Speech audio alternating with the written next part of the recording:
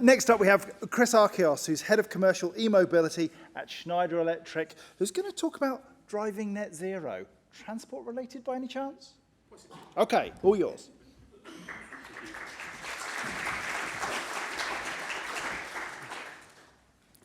Good afternoon, everyone. It's fantastic to see so many people in the audience today talking about net zero, and even more fantastic to hear from the fellow panelists today. It does follow a very familiar scheme today, but it's all about how do we drive net zero.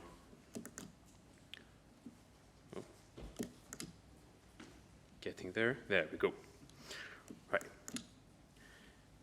We're all familiar with global warming, or as Claire very accurately said, we're very quickly driving into global boiling. We are now more than 1/3 up in CO2 emissions compared to where we were before the Industrial Revolution. So we need to take actions to preserve the planet, but more importantly, preserve our resources for us and the future generations. Transportation amounts for 27% of the global greenhouse gas emissions of the world.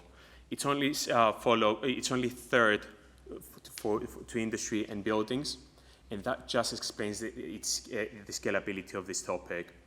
So to reduce emissions and lower the operating costs, we have to electrify transportation very quickly. Electricity is forecasted to grow from less than 1% to 49% in the transportation as an energy mix by 2050.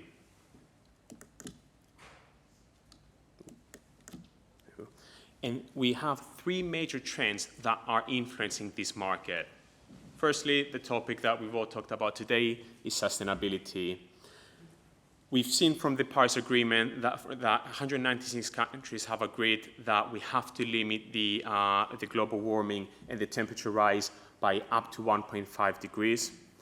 And whether that is feasible or not is debatable, but we all know what will happen if we don't take clear actions very quickly.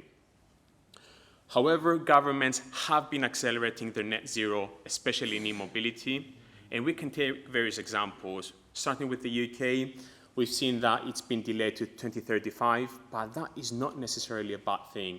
That just allows us enough time to get this right as soon as this is implemented. Other countries have followed a very similar journey. If we look at Norway, they've got a very ambitious plan where they're aiming to ban internal combustion engine vehicles by 2025. We've got Ireland and Denmark that are looking to ban them by 2030, and France and various states in the US are following us with 2035. Even with China, we see some major shifts there where every manufacturer or importer of vehicles, they have to have at least 12% electric vehicles in their mix going forward. So there's a lot of movement happening. On top of that, we also see a new energy landscape rapidly spreading, where we've got ESG investments increasing, and also renewables and electric transport are the main drivers in these conversations. Now, both homes and all your commercial and residential buildings are at the epicenter of this electric vehicle charging ecosystem. Around 97% of EV chargers will be installed in these buildings and homes. So this is a behavior that we need to start looking into and driving towards too. The building owners have to prepare for their infrastructure for an increase of up to 45% of electricity consumption. And that is a big feat to work towards too. And if we look at some more details around that, as Jacob mentioned earlier as well, fleet electrification is a big driver of e-mobility. 50% of the LCV and passengers vehicles are actually fleet-owned. So influencing the drivers of fleet electrification is major for us. If we look at some figures here, we do know that fueling, especially when you start looking at off-peak tariffs when you're charging at home or having specific tariffs from specific providers, we know that it can be as high as 10 times cheaper to refuel compared to internal combustion engine vehicles. There's not a lot of moving parts in an electric vehicle, so both maintenance costs can drop to as low as virtually zero, but also the lifetime of the electric vehicles can go as high as 3 to 7 times higher compared to your traditional ICE EVs. With Schneider, we do try to take a very holistic approach of the e-mobility conversation. Of course, the first thing that you'll see is the charger as a user and possibly an app to initiate a charging session. But that is the end game. What you have behind the scenes is all the work that needs to happen beforehand to ensure that when you drive on site and you plug your car, you're going to start getting the charge that you need. It all starts with the audit of your either existing or your new site. You need to understand firstly what power you need, but more importantly, what power you've got available on that specific site. Upon that, you'll be able to identify whether you need an additional supply, maybe from your DNO, whether you would need a transformer to fit your downstream breakers, feeding those chargers, or whether you need an individual feeder pillar, which will house all the breakers to supply those chargers. And of course, what's very important here is to ensure a resilience of your system, but also allow for future expansion.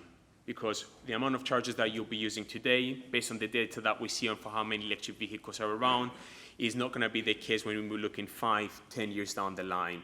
So being able to expand your network and expand your system is going to be very crucial. Of course, then you've got the chargers, but the chargers can also be managed by load management software, where you're able to look at how much available how much available power does your system have. Everything is, all the power that is used from all the other circuits in your network, and then all the rest of the available power is pushed down to your chargers. So that optimizes how much power is used from the chargers, whilst ensuring that you're not exceeding on your power usage. And of course, from a charge point management system, finally, you're able to have an overview of your system, initiate or stop charging sessions, and provide that very strong user experience that is still getting there if we look at where we are in today's market.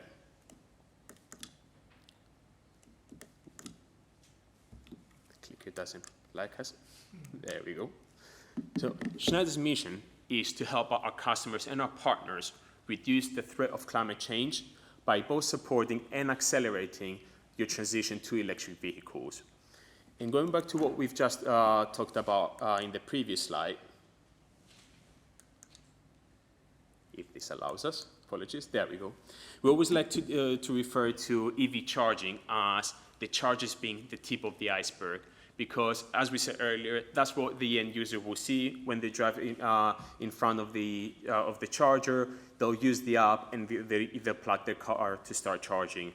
However, the majority of it happens behind the scenes. You need to be aware of what your power infrastructure looks like. Connectivity is essential, because the last thing you need is driving 3 hours to turn a breaker back on, fitting those chargers, or just very simply resetting the charger that could be very easily done remotely. So the power infrastructure is crucial, alongside all the software and services around maintenance, around your user management, around your billing management, and the list goes on and on. And of course, as we've mentioned earlier, microgrids are becoming very increasingly important in this conversation, where we need greater collaboration, not just between the manufacturers and the users, but we need the government, we need the DNOs, your charge point operators, and the building owners, all collaborating together to make sure that this topic is properly addressed.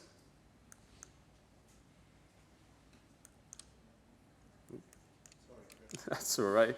Oh, there we go. We do want to become your trusted partner for transportation electrification.